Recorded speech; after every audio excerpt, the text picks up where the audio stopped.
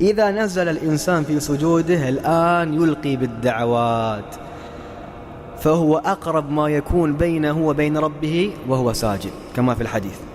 كل شيء فوقك إذا أردت أن تقترب منه ترتفع وتصعد، إلا الله سبحانه وتعالى إذا أردت أن تقترب منه تنزل وتنكسر، تسجد واقترب. لما تضع أرفع ما عندك وأشرف ما عندك رأسك على الأرض تقترب من الله سبحانه وتعالى.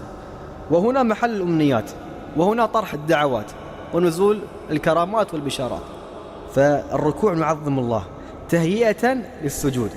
سجدت الآن ادعو بكل ما يريده قلبك من خير الدنيا والآخرة، لا تستحي من الله. الله يحب العبد اللحوح في الدعاء.